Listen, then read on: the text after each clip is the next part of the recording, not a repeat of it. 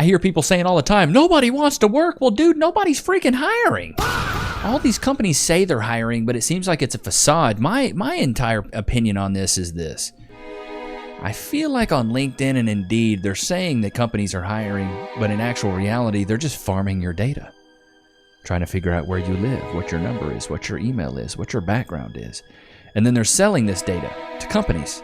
I almost biggity bet you there's some validity in that, but I don't know. Put a one in the chat if you agree. Let's get off into this. It's reporting that multiple US companies are announcing mass layoffs, and these others are expected to do the same in what's quickly becoming one of the largest countrywide job cuts in recent history. And the latest sign that major changes are coming for the United States economy, employers across nearly every sector, from tech to healthcare, have announced layoffs totaling in the tens of thousands, with some companies citing efficiency gained from AI as the main reason. It's likely most are conducting the cuts as purely a money-saving measure intended to quickly boost the company's stock price, and this time no one was safe as the hardest-hit companies spanned multiple industries. In tech, Amazon led the charge by laying off 16,000 corporate employees, most of them engineers. Pinterest followed by letting go roughly 15% of their entire workforce. Other sectors impacted include Nike and FedEx in the retail space, Expedia in travel, and Blue Shield of California in healthcare. But things are only getting worse from here, with even more companies announcing their intention to join in on future layoffs,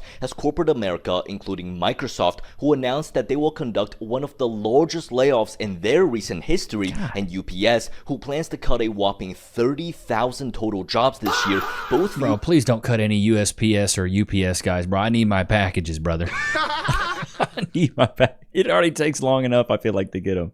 The current situation as an opportunity to reduce headcount without drawing the public backlash that typically comes with mass job cuts. Now that's crazy. Bro, I don't know about you guys, but I remember back in my day when you'd order something, it took 2 weeks. That's just what it was. I remember I ordered a pair of Rob Dyrdek DC skate shoes, and it took them like 2 to 3 weeks to get them to me.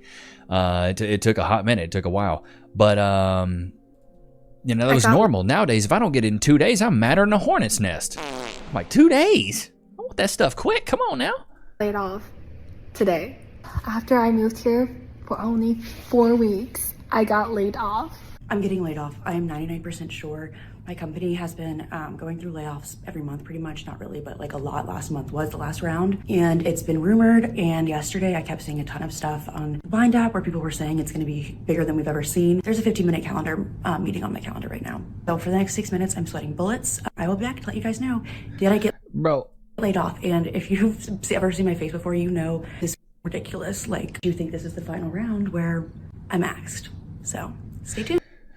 Because, dude, sometimes it can be a blessing in disguise. So I got laid off from a job just because they were like doing some shrinkflation. You know, like they were shrinking the team because they just wanted to have like one sales guy instead of like 4 or 5, and they were offloading a bunch of the engineering stuff to like Indian employees and offshore guys and guys that were in other. Our CEO was Indian, and he had like a bunch of Indian guys that like worked for him. So he was like firing engineers here and there that were in the U.S. and just getting Indian engineers. Anyways. I got fired, and this is back in, golly, it might have been 2023 maybe.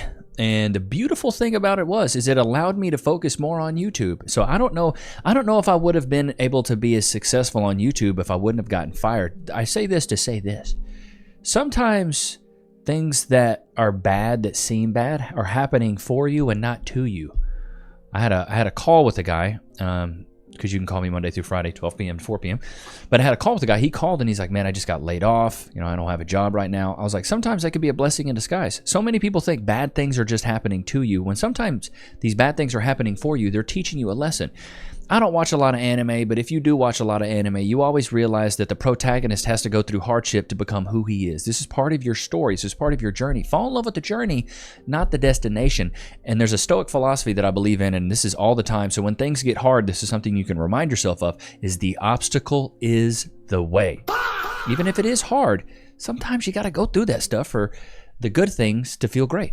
Report was released today, and the U.S. labor market is frozen. So I'm going to be honest with you. I mean, everybody knows that the labor market is weak, but then again, it's not collapsing, and of course, it's not booming. But we're in a situation right now, at least for December, that was reported on that the hirings and the layoffs are slowing down, both of them. I want to show you this chart showing the monthly jobs added or lost for the past few years. Wow. And as you can clearly see, it's a downward trend. The U.S. labor market has been weakening, which is why the Federal Reserve has been cutting interest rates. And just take a look at where we are today. 50,000 jobs added, right? But I do want to point this out because I told you this last time that this would happen, and I know that many people agreed and they knew that this was coming. The government previously reported that we lost 105,000 jobs in October, okay? Now they revised it downward to job losses of 173,000 for October. And that's not a small amount. Like, how are they off by about 70%? Like, it's ridiculous. So even with Jesus, that's a ton, dude. And I feel bad because I feel like there's a lot of people that do work. Now, there's a lot of people that are on Section 8 and EBT and all this stuff that's garbage.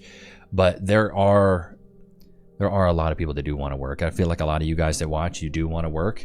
And that's why I tell people to get into the trades, bro. You think they're going to get rid of electricians? You think they're going to get rid of plumbers? Guys laying that pipe. You know, guys laying some line. Like, I had a guy call me, this was probably a year and a half ago. I think he lives in St. Louis. Bought like a sick-ass condo downtown. Dude was making like 50 grand a month, I think he told me.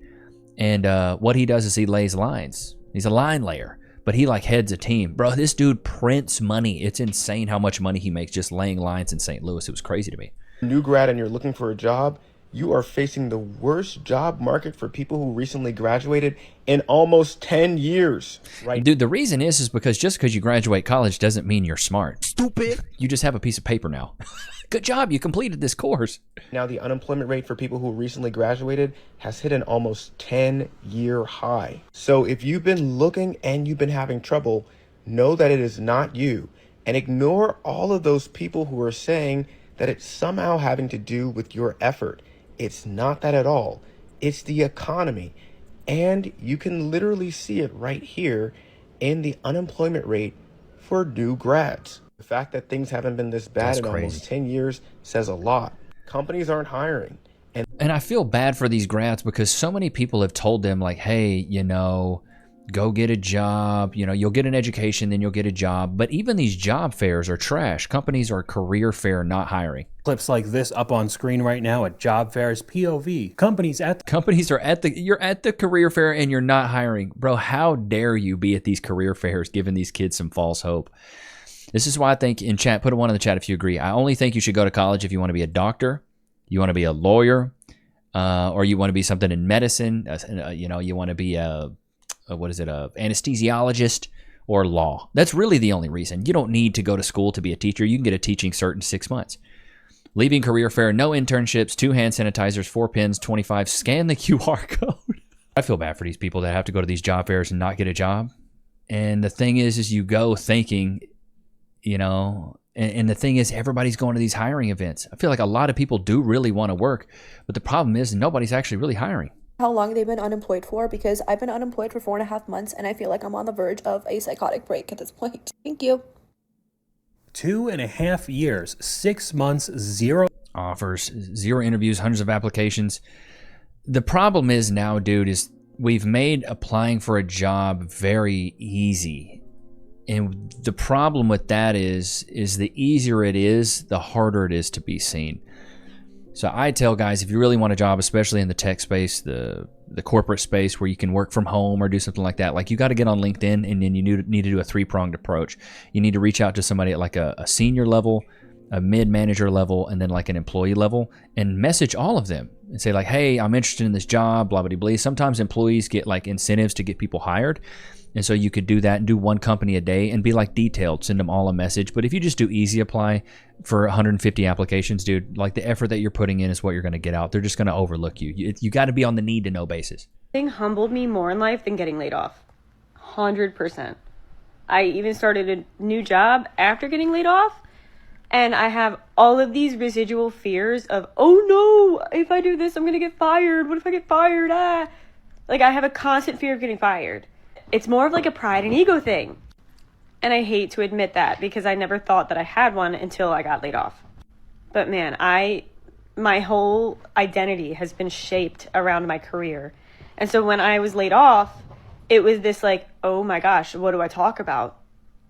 Because all I talked about before was, yeah, this is how work went, and this is the project I was working on, and so boring. I mean, wow, what a party pooper. But I mean, it taught me so much too about life. But at the end of the day, yeah, dude, that's the thing. People wrap their identities up into these jobs, and these jobs don't care about them, bro. They do not care about you at all. Like, even when the United Healthcare CEO got iced by Joseph Manglione or whatever his name, Mangio, I can't remember his name. When he got iced, shot, dead, a week later, they had a job posting hiring for CEO of United Healthcare. Like, they don't care, dude. They don't care. Hold your hand while I say this. Nobody is safe from layoffs. If you work for a large corporation, at some point, you may be on the list. I know people who have been promoted January 1st, laid off January 15th. I know people who have given their heart and soul for many, many years, have gotten laid off. So if you take nothing from what I say, take this. Make sure you have other income options and start today. Well, yeah, I completely agree with her. My whole thing is I never stayed at a company for more than 2 years. I never stayed at a company for more than 2 years. You stay for too long, bro, they're already looking to replace you. Oh, I had 47 work friends. Her heart's broken. I had 47 work friends. Work friends aren't your real friends. The No. day I got laid off, I had 47 work friends. 3 months later, I'd heard from 2 of them. Here's what work friendships actually are. For 12 years, we had lunch together every day, complained about management every day, celebrated birthdays, shared personal problems, went to happy hours. I thought these were my friends, real friends. Then I got laid off. The day it happened, sympathy texts, so sorry, let's stay in touch. We should get coffee. Week 1, a few check-ins. How are you doing? Hang in there. Week 2, silence. Month 1, I reached out. Want to grab lunch? I'm so busy. Let's find a time. We never do. Month 2, I see the Instagram posts. They're at happy hour without me. Month 3, I stopped trying. Here's what I learned. Work friends are friends of convenience. You're friends because you're both stuck in the same place at the same time. Yep. You bond over shared misery, shared goals, and shared schedules. The moment you're not there anymore, you're not part of the shared experience. So you become a reminder of what could happen to them. this really does sound Dude, facts, 100%. Chat, put a 1 in the chat if you agree. I don't think people stay in contact with people from jobs that they've been fired from or they've quit. You know how many people I keep up with that worked at companies that I worked at previously? You know how many I've kept up with? 0. All the ones are like, dude, we're boys, man. Yeah, man, it's having so much fun. I don't keep up with any of the CEOs. I don't keep up with any of the VPs. I don't keep up with any of the employees. I don't keep up with anybody. And the last company I worked for, I was cool with the CEO. I kicked it with him one-on-one. I was cool with the employees. I don't talk to none of them now, bro. None of them do I talk to. POV, you're getting quiet fired. I wanted to quickly touch base with you and remind you that you are doing an absolutely stellar job at this company. And it's not just me who feels this way. Keep this between me and you, but me and also Phil are talking about you behind the scenes. And let me tell you face to face that you are headed on the right trajectory, okay? You're on a great path, so just keep doing what you're doing. One quick thing though, I'm gonna share a doc with you that I need you to start filling out on a weekly, maybe daily. Yeah, that's the micromanaging, bro. Basis. It's just an activity tracker. It'll help me help you. It'll just tell me what you're working on a daily basis so that I know that you maintain on the right path. So just start filling that out on a regular basis, and at the end of each week, we'll go through it together. HR might pop in here and there just to make sure that we're all holding each other accountable. HR might pop in. Hey, I always say when you tell a joke so funny, HR wants to hear it. But seriously, good work and keep it up. Bro, it's never good. HR here. They're building a paper trail to have a good reason to fire you. That way, if there are any accusations of wrongful termination or discrimination, they have evidence you were fired for your performance. I had this exact same conversation, was asked to complete a daily tracker for this same reason. I asked if it was a requirement for all of accounting, and I was told I was being combative. I quit last week. I'm telling you guys, bro. As soon as I got asked to track everyone's equipment, I knew our team was getting laid off. They do this so they can have a list of what needs to keep moving after they let you go, so nothing gets dropped, because they have no idea what you do. Also, for the job description for your replacement, corporate America is a hellscape, bro. It's bad. It's bad these days, man. It's bad. I feel bad for people that are like stuck in it and they can't get out of it. The layoffs we saw in 2025 are just the tip of the iceberg. I think we're going to see a much bigger elimination of headcount here in 2026. And I'll tell you two reasons why. First one, the layoffs have become a drug for businesses. They're using layoffs as a business strategy, and they're not going to be able to quit it. It's just a super easy way to improve profitability. But the bigger picture is going to be three letters, RPE, and that's revenue per employee. And I think this is going to be driver of those playbooks, right? The profits over people playbook is going to be the metric that all these companies are looking at. And I'm going to share why. If you look at NVIDIA, their current revenue per employee is over $5 million. And if you look at some of the other big companies like Microsoft, their current RP is 1.29 million. Amazon's only at 438,000. Alphabet 2 million. Meta closer to 2.56 million. I think this is the metric that shareholders are going to demand and what's going to drive the stock price. And like I said earlier, that's the only... I 100% agree. RPE, revenue per employee. I mean, it makes sense. It's because you think of ROI, a return on investment. If I'm investing in an employee and paying them a certain amount, I want a certain amount back. Last December, not this December, last December 2024, right after I got married. And then I got a job this last August after being unemployed for like 8 months. And then I also got laid off from that job. So it's going great. It's going great. If anyone knows anything about how to get a job in this economy, in this type of, is the worst field to be in is probably sales and marketing. But here I am. Unfortunately, that's what my degree is in. And unfortunately, that's the only experience I have. So if some person tells me to go back and spend more to go into more debt for another degree that might work, maybe, possibly, don't tell me that.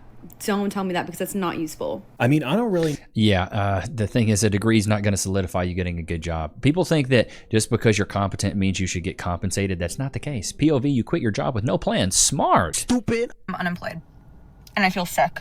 Because I don't know, because I still have bills to pay. I have a car lease and my car insurance and my dog and my apartment. Go ahead and start that OnlyFans, girl. She's a runner, she's a track star. Get that career going. Show your balloon knot. So if you've been following along with my videos, I've been dealing with a... Her dog's going to be like, Mommy, why does it smell like fish and grits in here? severe mid-career crisis. So I just started my career in sales and decided that I can't hack it in sales. So I've been doing sales for one of the top broadcast companies, and my problem has just been that I cannot create enough work-life separation. So the way that people were speaking to me and when I was having to call people, the way that they were treating me was just bleeding so much into my personal life. There were about 100 other reasons, but that was probably the biggest one. Is it was devastating to my mental health at home. So I just quit.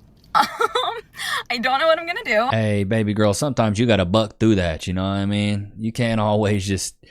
Working sucks, you know? I worked corporate for a decade. It sucks, but it pays the bills. I don't really have a savings. It was probably super irresponsible of me to just quit my job without a plan. Yeah, very, very irresponsible of you to quit your job without a plan. Very stupid, very, very stupid. I just quit my job before my first day back from maternity leave, went in and packed my stuff with no notice, sent an email to my toxic boss. I have no backup plan. I still need an income, but I feel in my soul I'm supposed to do this to be with my baby, prioritize motherhood, and the answer for what's next will come. This is my biggest leap of faith, but I feel more motivated and convicted ever before than being a mom. Well, hey, shout out to her for putting her child first. I just really hope that you have a man. This is what you do in a scenario like this. Hunker down, live well below your means, and then you and your husband think about your finances and get extremely granular. Oh my God, what are those eyebrows doing? Jesus. Baby girl, the eyebrows are good. The eyebrows are good. What is that? Oh my God. Who told you that was a good look? I feel like you put so much makeup on your freaking eyebrows you become expressionless. Can you even do this? Good Lord. All right, let's see what this one's got to say. Just got fired. I haven't gotten fired since I was a teenager. They probably fired you for those dadgum eyebrows. Shots fired! I would have. Is because of The eyebrows? me calling out of work and being late. And I love I mean, it checks out. Here, I'm going to run it back so you guys can hear what she says. calling out of work Calling out of work. and being late. And I love Who would have thought? Don't you get in trouble at school for showing up tardy and missing school? It's the same thing in the corporate world. that job. I loved that job. This is a reminder that you were disposable. Oh, see, here's where I have a little bit of an irk here. You have no accountability, boo-boo. You called in a lot. You showed up late. If you were my employee, I would have fired you as well. Chat, put a 1 in the chat if you agree. Let's say you had a business. Somebody called in all the time that you needed, you depended on because you hired them for a reason, right? And then they always showed up late. I would fire you. Here's the thing. Let's put it in perspective here. You go to high school, right? You show up late, you get written up, you go to detention. Boom. Okay, so there's a consequence, cause and effect. Also, you don't show up to school. You know what happens? Truancy. And then your parents get in trouble, and they have to go to court and maybe potentially pay some fines, and they get in legal trouble because you're not going to school. So that's the reason school does that, baby girls, to teach you that actions have consequences. I just trained somebody new, so now that they have the new trainee, they're fine, right? You loved it so much, you never... Yeah, you loved it so much, you never showed up. It was not that you're disposable. It's because you weren't responsible. You said you got fired for calling out and showing up late. That is on you. At some point, you have to grow up and be responsible for your own actions. You didn't love it enough. Ma'am, you weren't aware you needed to show up to work on the days and hours agreed upon. And somebody said, girl, please. Chad, do you feel bad for her? I was only late 40 times and missed 20. Why would they fire me? If you can call out often or are late, they learn to be without you. That facts. That one's so true. If you're always out, then, bro, why would they ever need you? You know what I'm saying? Why would they ever freaking need you if you're never there? Daddy wasn't there. Brutal. Absolutely brutal. Absolutely brutal. Okay, so this girl says, makeup, I'm revoking her lady card. There are certain secrets we do not disclose, sis. So it says, makeup doesn't change you that much. Let me move this over because you guys know I'm not a professional streamer. Makeup doesn't change that much. All right, let's see what we got here. Wait. Okay, so on the right side of your face, my left would be the makeup. So let's just cover this up really quick, so just so we can see. So we've got that's one side of your face with makeup. Okay, all right, I see it. And here's the other side without. Oh my god. Yeah, it changes your face a lot, dude. It changes your face a lot. Like she looks like a basic chick without it.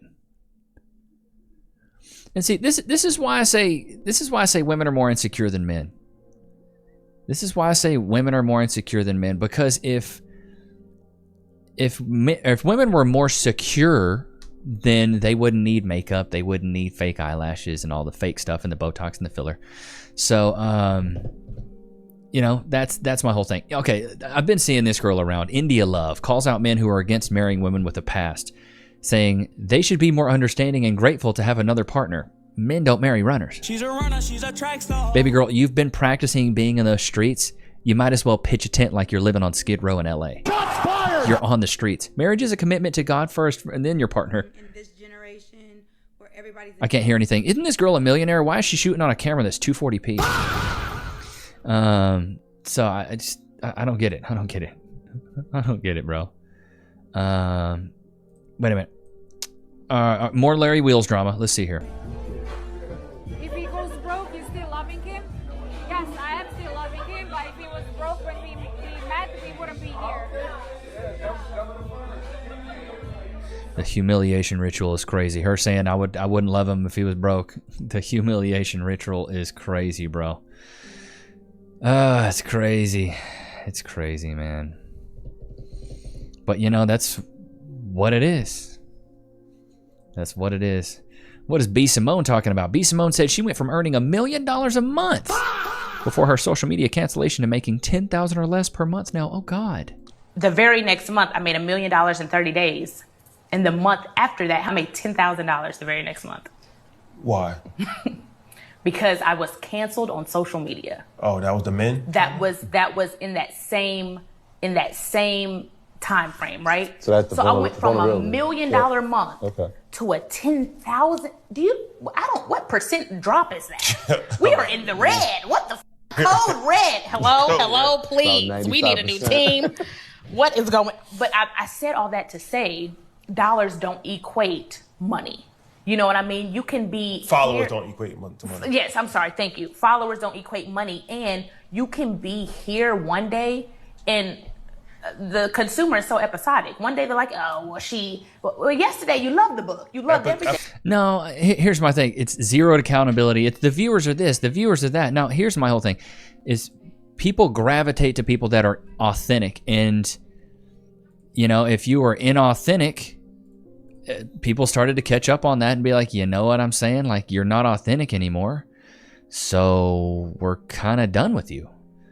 As soon as you start being fake, bro, people aren't going to want to buck with you anymore. It's just kind of what it is. And chat, put a 1 in the chat if you agree. I think it's like, you guys aren't stupid. You guys are smart. You guys are 100% smart. You can tell when somebody's being fake. You can tell when somebody's being real. You guys consume content. You get it. You 100% get it. So that's my whole thing, is that I think that's where the viewer is now. Guys are at a point where they're done with the fakeness. They're done with people being fake and playing in their face and doing, crypto scams and things like this.